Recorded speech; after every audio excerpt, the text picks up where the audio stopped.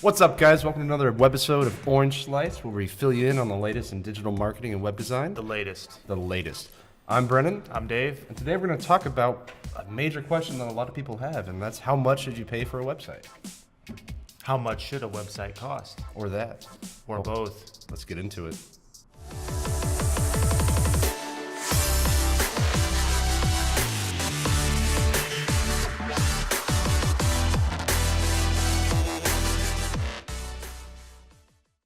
All right, guys. Well, the question of the day is going to be, how much should a website cost? Billions. Billions of dollars. Millions and trillions. But no, but seriously, say I have a larger business, a company of 50 people, I make stuff. What am I dropping? Like 5K, 20K, 100K? I know nothing. I'm a blank slate right now. Depends what you need. Okay. So what are some of the factors that go into that? Well, to start off with, I think that you need to understand where your site's coming from and where you're trying to take it. A lot of times when we do redesigns on sites, they're not very SEO friendly. They're having a lot of trouble ranking in Google.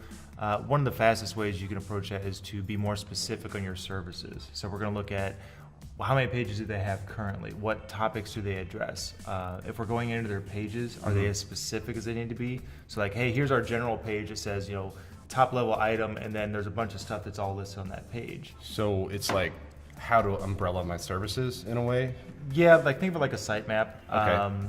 So when we look at page count, so if I have one page that has everything on it, so let's say I'm selling shoes and all my shoes are on one page, right? Or all my products, no matter what that is. Let's say like we were talking earlier about a pneumatics company that we have. Yeah. So if I have like hydraulic couplers that has every single one that I have listed on that page versus a specific type, having its own page, that can substantially grow a site.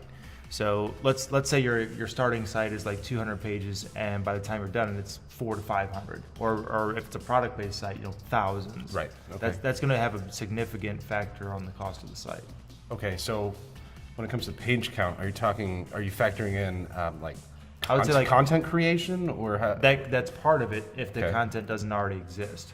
So let's look at like individual URLs. So when I'm saying like pages on the site, that's individual URLs. So if you go from a 200 page to a 500 page site or a 1,000 page site, that's a lot of content. That's a lot of Right. manual creation, unless you're using like an automated CMS to where you can populate things via like imports through CSV or something like that. Is that some like developer wizardry? I don't know. It's basically a faster way to automate product-based stuff. Like on an informational site, let's say like a very competitive industry like lawyers or something like that. Mm-hmm. You're going to have a site that approaches every individual thing that they do.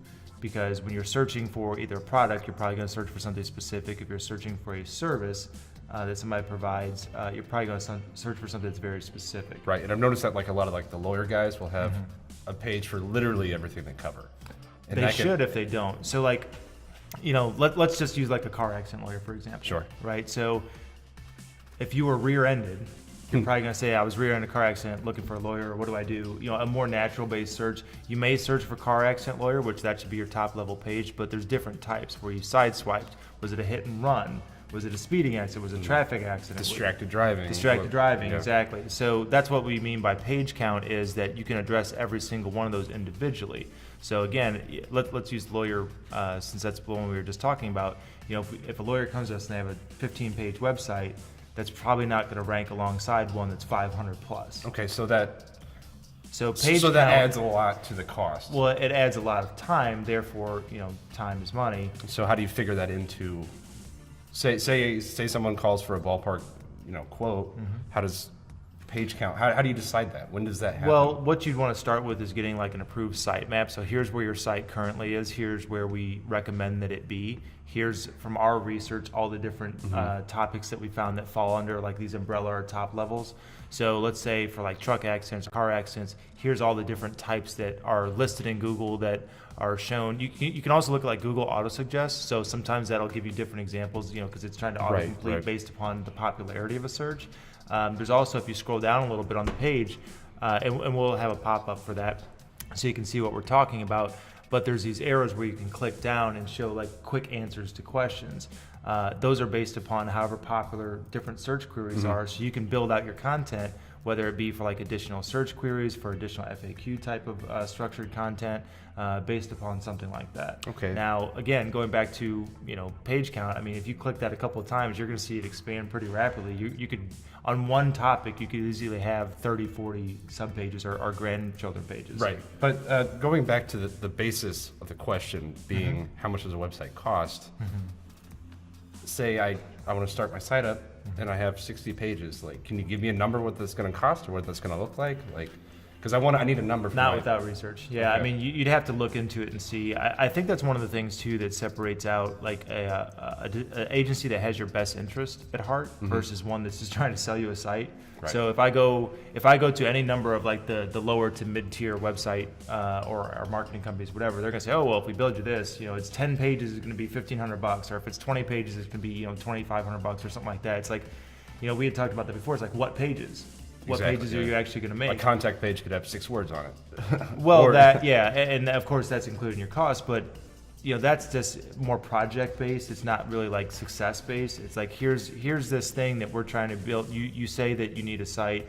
We'll build you a site, and then we're going to cut ties. Maybe we'll host it. Maybe we'll try to throw some level of optimization your Okay. way, but it's not really going to be the most effective.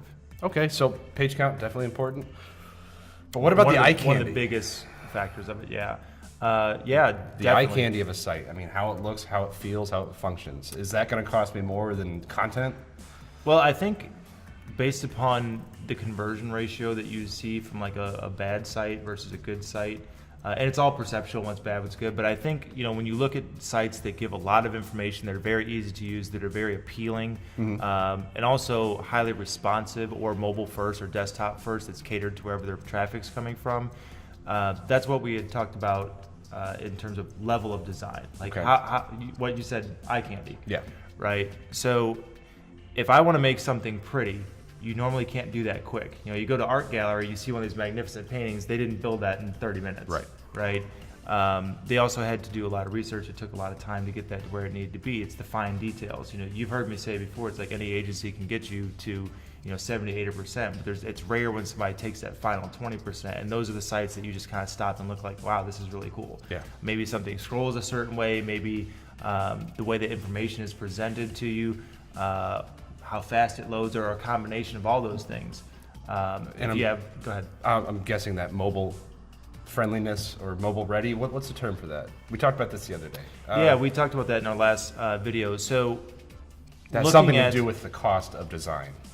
Correct, because there's 3 main types of mobile development. Okay, you're going to have mobile first, which is most of my traffic comes from mobile. I want to Right. make sure that my site is primarily mobile built, meaning it's optimized for mobile devices first, and then that design expands onto a desktop. So like if you have a box, it wouldn't necessarily do anything different on a desktop, it'd just get a lot bigger.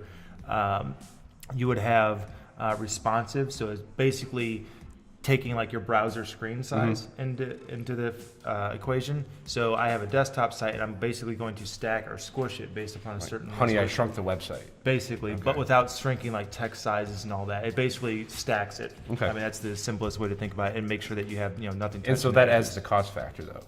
It Or can. is the agency going to Well, tell we me? didn't talk about adaptive too. So adaptive Okay. plays into the cost, I think, probably more than the other 2 examples that I gave, because adaptive is one site for mobile, one site for desktop that are truly separate, right? So if you're looking at adaptive design, you're essentially having 2 websites built, right? Mobile first is not really 2 websites. You're building it for mobile first, and then you're making that scale to desktop. So think of mobile first like the opposite of responsive, Okay. right? So mobile scales to desktop, responsive is desktop scales to mobile. Adaptive is the best of both worlds. It's 1 and 1, yeah. Well, it can be. Do you remember years ago when you see like the M dot? The M dot, domain name? yeah. Yeah, and that would be an example of adaptive because they were truly using a different mobile site than the desktop. When you talk about cost regarding that, it's how much time do I put into making this as fluid as possible, right? So is my mobile site truly mobile? Even if it's just responsive, did I make sure that that was as precise as it needed to be? Does my menu not overlay anything? Does my text, Right. fit within the viewport? And you can also do like mobile specific features like mobile chat, like pop-ups on mobile. Like click to call, that's Click to call, click to text, click to email, things like that. Okay. Fixed menus. There's a lot of things that you can retain from desktop, but you have to craft that for mobile. And again, that experience and also the time of testing. So if you say, iPhone 5 forward or Galaxy S5 forward. Samsung, whatever the hell. Yes, Samsung Galaxies, two most popular, brands of phones. Did you say iPhone 4? I said 5, I think. We're way past that now. Okay, well, you'd be surprised though. A lot of people still have Yeah, iPhone 6s and 5s and 6s and stuff like that, and they're still out there. So you'd want to at least make sure that your site is usable, if not, iPhone 5 centric. Does that make sense? Yeah. And the time in testing across all those and simulating those or emulating those in a browser and going through the entire website to make sure nothing breaks is an additional part of the time. And I'm guessing a lot of that time is. Do you see a lot of things focusing around time? Yes, yeah, and I'm getting there. We're gonna crack this code. Yeah. A lot of that time is your developer saying, "Hey, does this look cool? Do you approve?" Is that a consideration? Some of it, yeah. Well, again, going back to level design, so obviously you'd want to see your website before it gets handed off to you. So we talked about level design. So you want to have a clean design. You want to have something that's going to be effective. We talked about websites being sales tools, right? So. Exactly. If you're going to a job site, which is essentially the internet with your site, you want to make sure you have the right tool for the job at hand. The job at hand is getting conversions and converting visitors into Customers or interested, exactly. whatever. Right, or purchasers or something like that. So another thing that a lot of people don't consider when they're getting a website built for them, they don't really look at do I get to see my website before it's developed? You had talked before about these cheaper web design packages. It's like you don't really have any input. It's like, hey, here's this template. Select from these pre-templated things. We'll build you 9 pages. Right, we'll build you 9 pages. We'll put in some pictures. A lot of times you got to supply the content, right? So that's a big thing. Is do you get to see the website before it's built, or is somebody going to hand you the keys to a car you've never seen and say, all right, go drive it, right? So looking at mock-ups or the client involvement, the communication time, the level of design, how many revisions are per design. So, for our contracts, we'll give 2 revisions per document that's sent over. So if we send over a top level page, you can revise that a few times before you're going to build any additional. Chances are we already have it worked out because we've asked, what type of sites do you like the design of? Give us some examples of even if it's not in your industry, so we can hit the mark really close. But you're getting a full pixel perfect view of what your web page is going to look like in a PDF, and you can zoom in. Because it's easier to change something in Photoshop or Illustrator. Oh, totally, totally, yeah. So think of it if I have to move one box with my mouse, and some text and shift that around, or change colors in a flat document. Versus, okay, I've got to make this work with all this different code. I have to shove this, and does that even work? And then, now I have to make it responsive, right? So there's a lot of additional time that goes into being able to see your site before anything's even developed. There's that word again, time.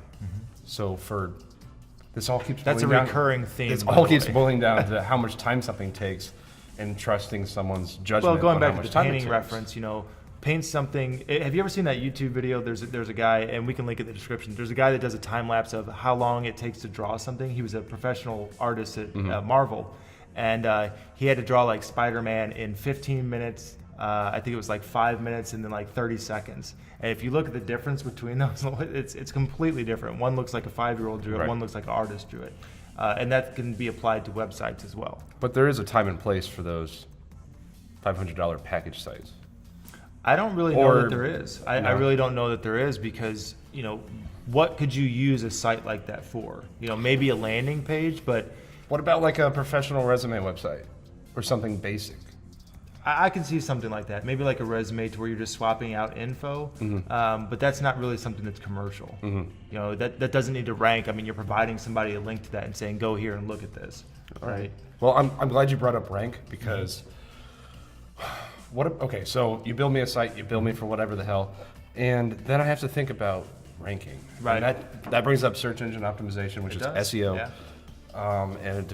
And you're going to go into all this local versus national stuff, and you're going to get all technical, so let's just go at it. You got 60 seconds. 60 seconds. Go.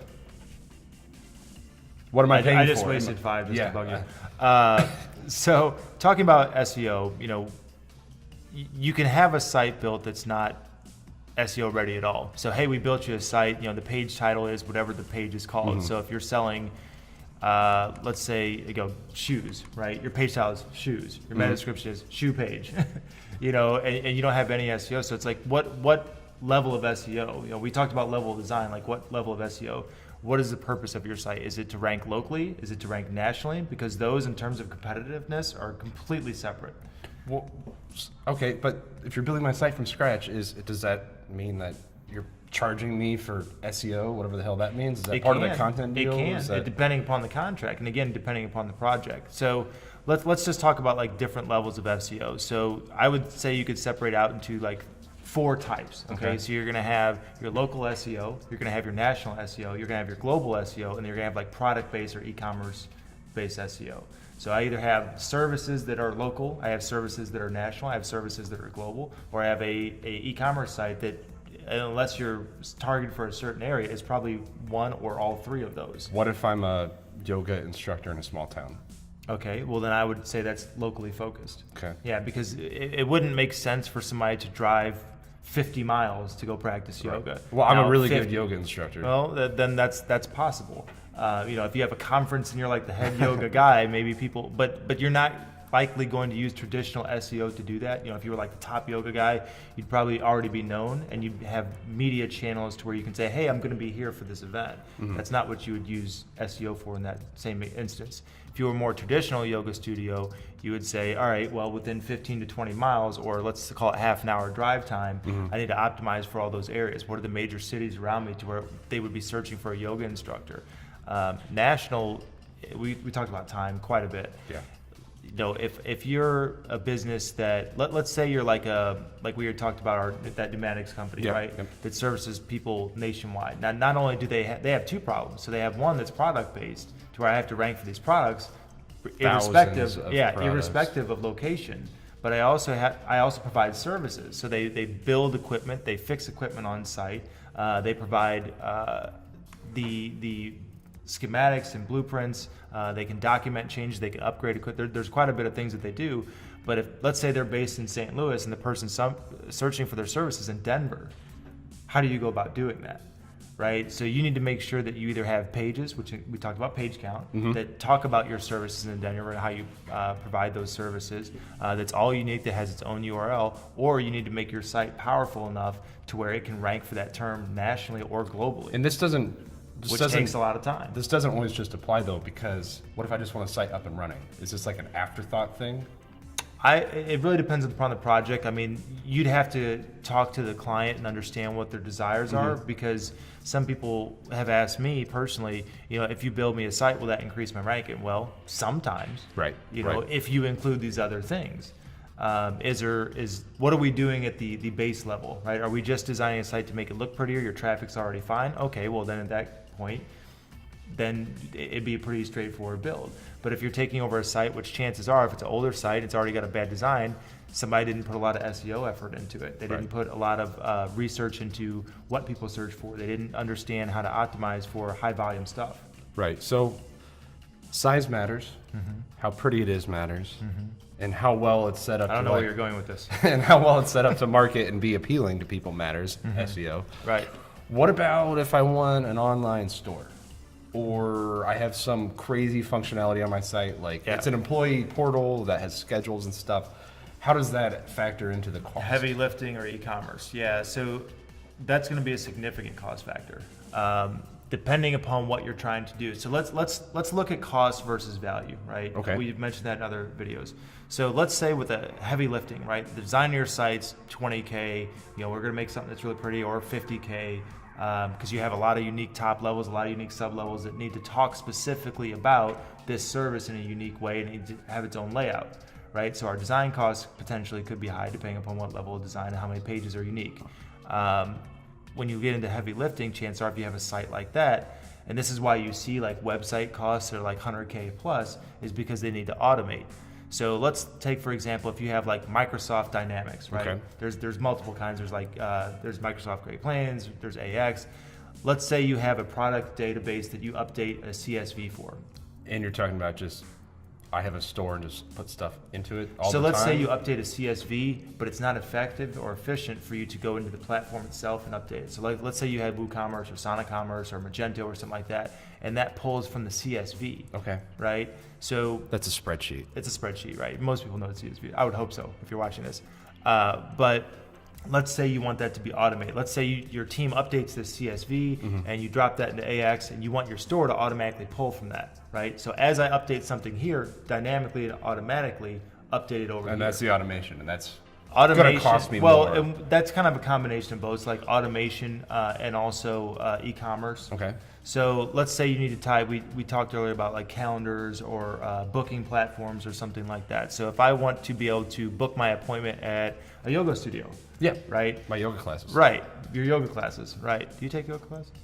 Dude, I can barely sit up straight, dude. Okay. Yeah, I just want to clarify. That's fine. So let's say you have a booking platform. Like, Sure. let's say you did do yoga. Wouldn't you want it to be really easy to find out what the schedule is and book that spot? So if they have 10 spots available, you'd be able to book. You'd be able to confirm Right. yours. You get an automated email saying yes, this happened, Or an automated text. or an automated text, or whatever. both. Yeah. Right. That'd be cool. In the modern world, why not have Because more? who likes email? Right. So let's say you get the automated text, but now it automatically takes that one spot out. So if there's 10 spots available, now it's 9. And it updates the yoga studio saying, hey, this is booked. So now you just got to confirm. Also, let's say you want to pay online. Well, that's neat. Right. So that's what I mean by automation, though. So you're taking more things that used to be traditionally separate, like, oh, let's go to PayPal, let's do this, let's do that. No, let's keep it all within your site. And we can also use PayPal, but you wouldn't want to make that as obvious. On a professional Right. website, everything's within one platform. You can say provided by PayPal, but you don't have to go there to do it.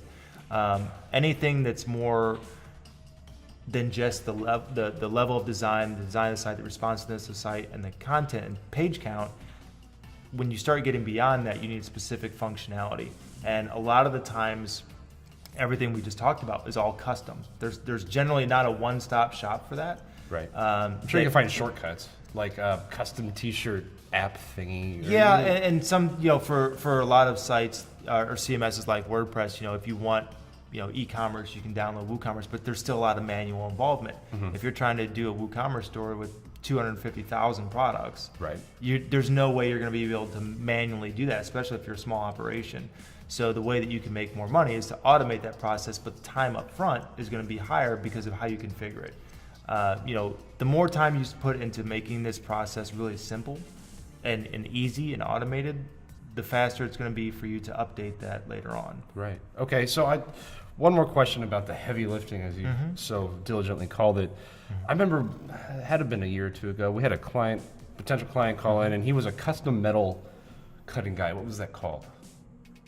You know what I'm talking about? Custom metal stuff. Yeah. And he wanted some sort of like... He was a sign person. He was a Yes. sign. It was like custom, like inspirational signs. where Yeah, you could that upload sort of thing. quotes. And he wanted some sort of like on-site area Right. where you could customize your I'm glad you brought that up because that's like a perfect example. So for this particular client, you could actually design your stuff on this plate. Like it already had the templates and everything laid out. You would input whatever text you want. You could input images or shapes or something like that. And basically that file was sent to the client, our client, not the purchaser of his services, but it was sent to the owner of the business, and it was an EPS file or vector file. Right. So when that file was transferred to the machine, it would automatically cut out the shape, and he never had to be involved at all. Wow, that's automation right there. Yeah, I think the only way that they even had to be involved in it was packaging, and we had talked to them about, hey, why don't we just send this directly to UPS for you?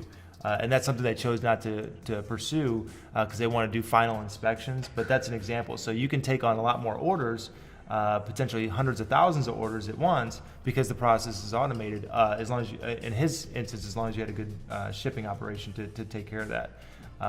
But for him to be able to sit there and talk or email and figure out, okay, I want this a certain way. I mean, the client could type in everything and add the shapes and everything could be previewed and they just, here's my order.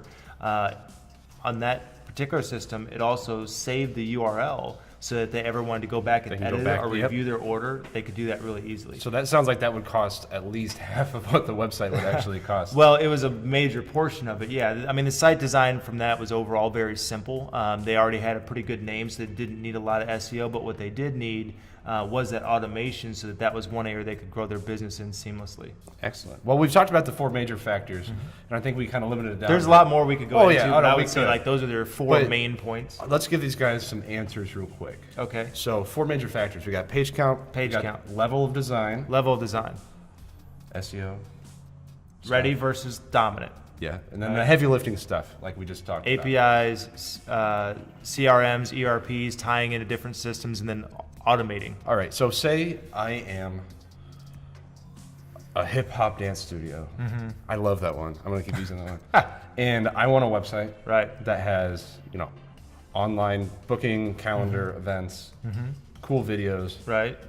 simple, not very big. Videos most likely wouldn't be provided by us, although we could do that if that's a service that they wanted. Okay. And that would be like an additional That sounds like cost an a la factor carte into- sort of thing. It would be, yeah. Optional extras. But like, how much am I looking at here? Something like that all in. I mean, it's tough to pin it down exactly. $500 do or they need- $50,000? I wouldn't say 50,000.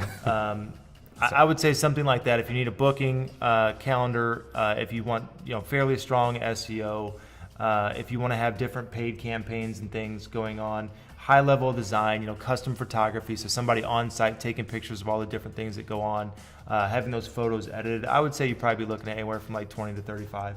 For my hip hop dance studio? For a successful hip hop Right. dance studio. Because I don't have versus just 20 or another- 35 though, so how Right. do I do that? Payment plans. Payment plans. All Payment right. plans. 50 That down the rest of your life. No. That was Exhibit A. Exhibit B is, let's say I just graduated law school from SLU, and me and my dorm buddies want to start a firm. And we have daddy's money, and we want to build A law firm? yes, Okay. a personal injury firm. And we want to build a badass marketing strong website for us to get started. I don't really think it's any different. Maybe you'd have more competition from SEO, so you'd need a lot of additional Okay. pages than your hip hop dance studio, and that would be where the additional cost comes from. But you're still going to need custom photography. You're going to make sure that all the lawyers look sharp, that Right. they look professional, that they look reliable. I mean, if you're going to trust somebody with your case, I mean, that's a big deal, particularly in injury. Yeah. If somebody got hurt, that's kind of like their lifeline. Especially if they couldn't work, they lost their job, whatever the case may be. And that's establishing the perception, right? There's going to be time in establishing the voice of the business, since there's nothing previous. You said starting a website, not revising an Right, existing we're one. brand new, fresh. Right. So all new content, all new pictures, all new structure, which a lot of times is good because it's a fresh start. I mean, you're starting from scratch. You don't have to get rid of like any stigmas that were attached to like an older brand. If it was, let's say it was a bad law firm, you're trying to make it into a good one. It's not impossible, but it can be tough. But depending upon what the word on the street is about this business, or more importantly, the word in Google reviews or Yelp reviews or what have you. So I don't really think the cost would be significantly different, other than just the sheer amount of content and backlinks and other things that we build. And the SEO stuff that All the comes in the SEO stuff future. that comes into that. Yeah, I mean, you probably want to do like FAQs. You probably want to do a lot of other supporting things. All to the other make lawyers sure- are doing it, so to make sure that you cover the full spectrum to get them to show up. right. Yeah, But you 'cause- still beat around the bush on my question. What's that? How much am I paying for that site? It really varies. I mean, I would say on average, to do a strong attorney If site, I understood value, as you said earlier, to do I would say like a really strong, even like regionally focused one, not necessarily like here's these 5 cities. If Like you want to do like a a 60 state and a half. Well, a 60 to 100 mile radius, let's say, like reasonable driving distance, because a lot of the injury lawyers, they go to them. To pin down a cost would be tough. I would say to have it be successful, you probably look at between 30 to 65, 70, somewhere around there. A higher level of design, a lot of attorneys, a lot of custom photography, a lot of individual pages, a lot of, here's all my past case results specifically per lawyer, a lot of FAQ pages. It can definitely go higher than that. All right, I got it. And something like that, I would say, really be reserved for like major cities. If you were looking at like LA, New York, Houston, Dallas, millions of people within one city, highly competitive. Maybe Atlanta, throw that into the mix. There's people that are already established there. In order to have a site that just comes in and kind of knocks everybody out of their spot, you're going to have to come with a ringer. All right. Well, I got an Exhibit C for you that's really quick. Okay. Because we're finishing up here. Let's say I start Brendan's wedding photography, and I want a simple website that shows So off it's my very stuff. image heavy. It's yeah. image heavy. It's kind of a portfolio website because that's what people are looking for. Right. I'm not in a competitive area. I'm in the middle of Bumble, wherever, Illinois, or wherever, you know. It's not like I'm The backwoods. I'm not competing in San Diego or something. Right. Which You could compete in San Diego, just not with a cheap site. Well, if I was in Illinois, how And could I an compete in expensive San Diego? Well, Teleportation? I don't think that would be relevant because I don't think you would want to go that far. Right. So, yeah, to answer your original question, you know, what would it cost to build a photography site, a wedding photography site? In that instance, if I was the person consulting you, I would say don't limit it to just weddings because that's not going to be all the time thing. You could do family, you could do children photography. I would say branch out a little bit. You know, your weddings can be your main focus and say we also do this, but I'd also include those. Right. For the wedding stuff, you know, you're going to need an image-heavy site. You're going to want to make sure that works on mobile for sure, because I would think that's where a lot of people will start their search. They'll start their research there. They might not make the end purchasing decision there, but a lot of them will start from there. I want to have easy contact options, so either a chat or click here to text or click here to message or something like that. We could also set up like Google Voice numbers so you don't have to use your reel. Want to make sure that it's well optimized, so compressing all the images that you upload. It'd really be tough to pin down an exact cost. Something like that, again, we're not talking about like your run-of-the-mill, just I have a website. You know, we're talking about something that's professional. I would say something in the range of like 12 to like 25. And that's a wide range, but it really depends upon how big your service area is, what the competition in your area is. And sites like that, I think you really have to focus on like the visual appeal of a site. Oh yeah, it has to look pretty. That's right. So there's going to be a lot of time spent in revising these mock-ups to make sure you just get that certain feel. It's like, wow, this is really pretty. It's really elegant. Someone like a photographer is going to have their taste and aesthetic that they want to, you know, match. Well, and I think not only that, but you're going to have the people that are looking at this site, and they're going to have a certain taste and appeal and visual aspects that they will expect from the site. You know, a lot of people have a premonition of what they're already looking for before they even see it. Right. Their level of design definitely goes up, while like their page count it's goes artsy, down, though. and their Like, heavy lifting goes down. So for a commercial site, you know, obviously you want it to be professional. A lot of times there's not a lot of art. I mean, you can take it in a more modern direction. Some people don't to play it safe, but yeah, for a wedding, you definitely want to make sure you play the art card. Excellent. Well, is that it? Are we done? I think so. It's hard to answer how much does a website cost because there's so many factors at play, and I think the best move. We already told them. Billions. Sure, billions of dollars. Billions. Millions. And I think the best answer has to come to talk to people who know what they're doing and get quotes. Talk to people who have your best interest in mind and get quotes and get their suggestions. This guy right here. Talk to that guy. Sure. I'm available. All right. Well, hey, thanks again, everybody, for tuning in to Orange Slice. I'm Brennan. I'm Dave. And we'd appreciate it if you guys would like or share our videos, and we'll catch you next time. If you found anything interesting. If you found anything Hopefully interesting. you did. Thanks. That was a bad snap. Your snaps are the worst.